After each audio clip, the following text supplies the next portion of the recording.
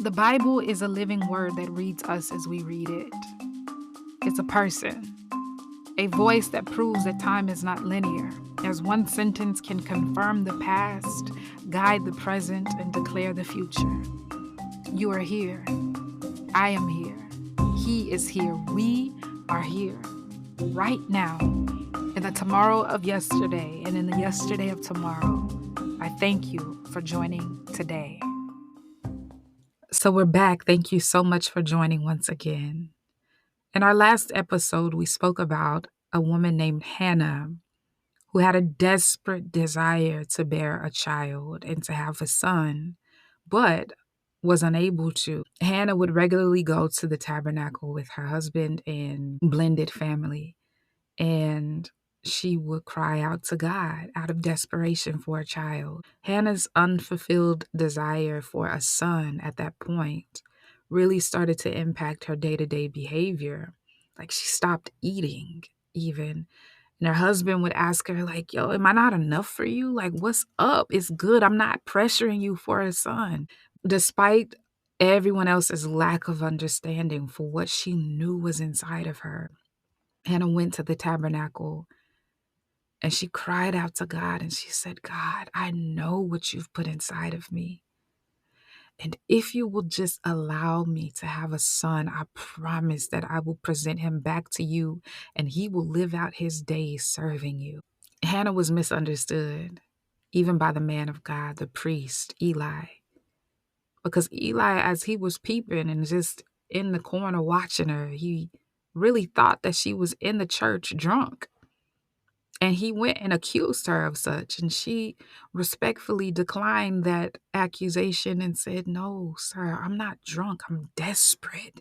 I'm believing God for something. And when Eli realized that he was wrong, he actually stood in agreement with Hannah and said, whatever it is you're believing for, I'm believing God for that too. As time passed, Hannah and her husband Elkanah conceived, and Hannah delivered this beautiful baby boy, Samuel. And Hannah kept her promise. After he was weaned and of age, she went and presented Samuel to Eli, the priest, and said, I'm leaving him here with you. I want him to learn the ways of the Lord and how to serve the Lord because he is my offering back to God. So that's where we pick up in this episode. Samuel is now living in the tabernacle with Eli the priest, and he's learning the things of God. He's developing in the presence of the Lord. But there's something very interesting that's happening on the backdrop. We have this contrast in behavior. There's this young boy who was presented to God from birth, even pre-birth, who's learning the Lord. He's in the presence of the Lord. He's growing and he's serving the Lord. But then we also have Eli, the priest, and his two sons, Hophni and Phinehas, who are rascals. Now, these guys are bad boys. The scripture says they were scoundrels. They had zero respect for the Lord. They had zero respect for the sacrifices and offerings of the Lord. And they had zero respect for the call on their lives to serve as priests.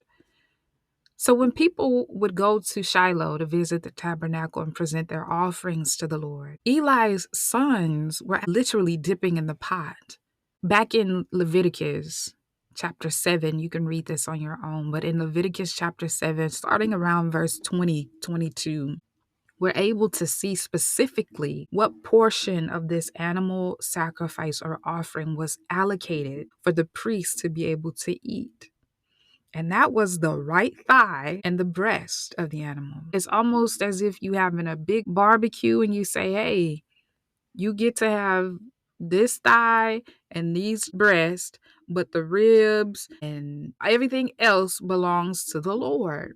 But these guys went to the pit or the smoker and they like, nah, I want the ribs, I want the loins, I want the legs, I want the everything. Eli's sons would send their servant, and as the Israelite people were offering their sacrifice, the servant would take the fork and just dip into the pot, and whatever meat came up was like, yo, I'm taking this to Hophni and Phinehas. The people presenting their offerings were like, nah, don't do this. But they were breaking rules and utterly disrespecting God, the people of God, and the order of God. This was a problem because this is the equivalent of let's say there's a mega church and two of the PKs are dipping in the offering tray, but they're also getting paid salary.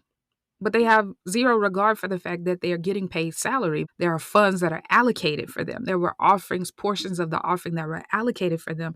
But they said, no, we want what we want. We'll take what we want whenever we want. That was an issue. In addition to that, Hophni and Phinehas were hooking up with, seducing, flirting with the women who were serving in the tabernacle. So again, it's the equivalent of PKs connecting with and hooking up with the ushers or the lead of the worship team. It was a problem. It was a huge problem. Not only was it a problem because of what the sons were doing, it was a problem because Eli was aware of it, and he practiced very gentle parenting when it came to his sons who were violating the things of God. Sons, I know you know better. But he didn't snatch them. He didn't pull them from their role. He did not enforce his authority to put them in their place. He just gave them a slap on the wrist and continued to fill his belly with the meat that they were stealing.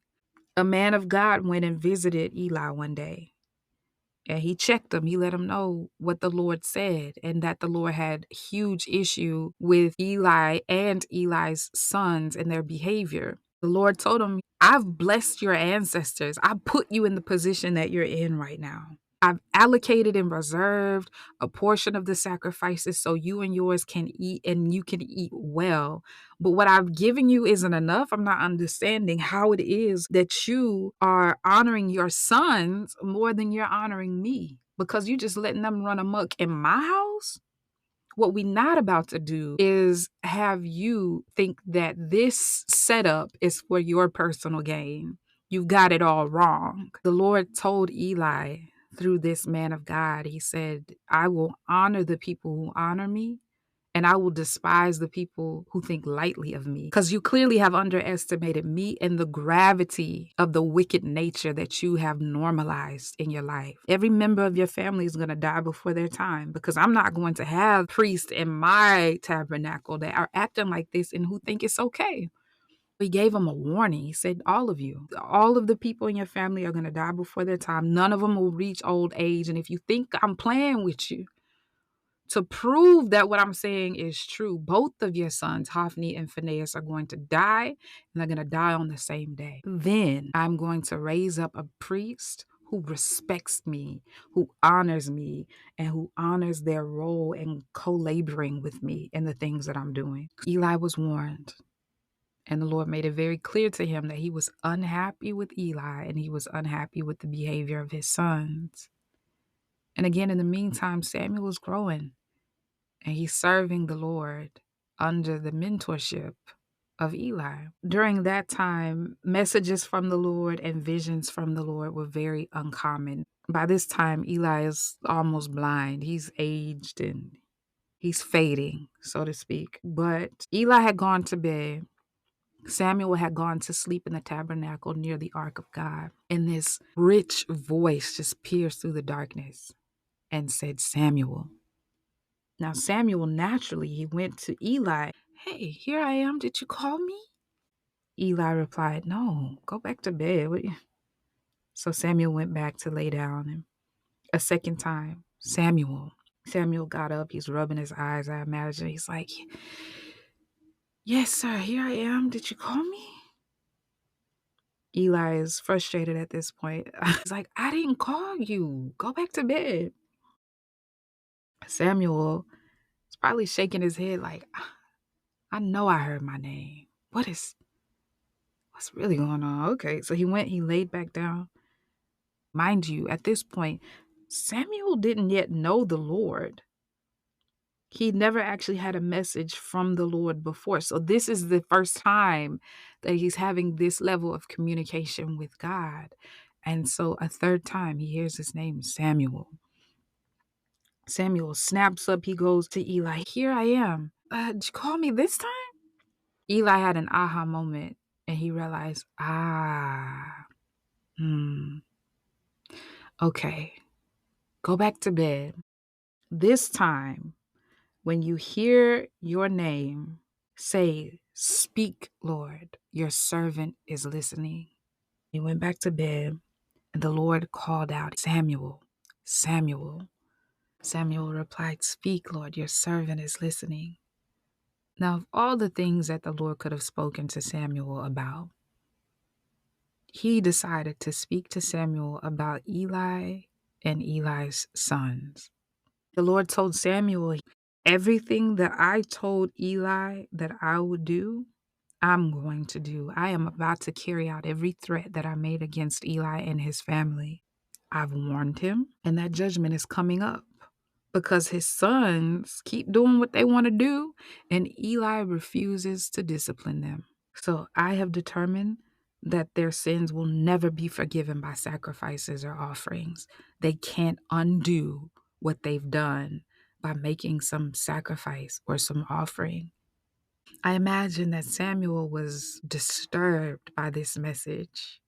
It's been a long night. He went to bed. He keeps hearing these voices. He's realizing it's not the man of God, Eli. So he's like, what's happening? And now he gets to hear the voice of the Lord that he's been dedicated to serve from the moment that he was born.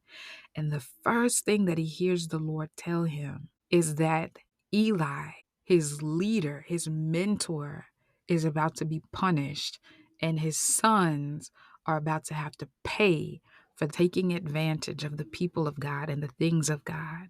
Samuel went to bed and he stayed in the bed for a while. He took his time getting up because I imagine that he spent the rest of the night processing what the Lord told him. When he finally did get up, he opened the tabernacle doors, and then Eli called for him. Samuel? Samuel went to Eli and he said, Here I am. And Eli asked Samuel the dreaded question, What did the Lord tell you? I imagine Samuel was kind of like, and then Eli interjected and he said, Don't hold back anything. Tell me everything he said, and may the Lord God strike you down and kill you if you withhold anything from me. Wow, okay. Oh, well, if you put it like that. Samuel ended up telling him exactly what the Lord told him. Anytime the Lord gives a warning, I think he's also giving an opportunity for us to be repentant. But Eli just accepted his fate. He said, okay, well, if that's what he thinks is best, and have it his way. Samuel continued to grow, and the Lord was with him. Samuel was confirmed as a prophet of the Lord because the Lord spoke to him, and the words that he spoke were proven. So I want to stop here for this episode, and we'll get into how the Lord fulfilled his promise in the next episode if the Lord blesses me to record another one. But before we disconnect, I want to give a special shout out to two listeners who often will either call or text me and give me feedback and show me love and just really encourage me in what it is that I do every time that I sit at this mic and record. You too, Josiah and Inez Black, thank you for all of the love. I thank you for all of those revelations that you've had, for the way that you dig deeper into the word, for the way that you share this podcast as a ministry tool to those in your sphere of influence. It means so much to me, and I cannot thank you enough for the love and support that you show me. For everyone else who also tunes in regularly or shares, thank you also for your support. It really does mean a lot to me that you take the time to listen. I want to give you a special shout out too, but I don't know who you are. So you have to leave me a comment, or you can go to imaginebiblestories.com, go to the contact page and shoot me a private message so that I can hear from you and I can give you a special shout out also as you give me feedback and just tell me how this podcast has been a blessing to you. I love you all, and I thank you again for your time. If you haven't already, please like, subscribe, share, and I look forward to speaking with you again. Until then, bye for now.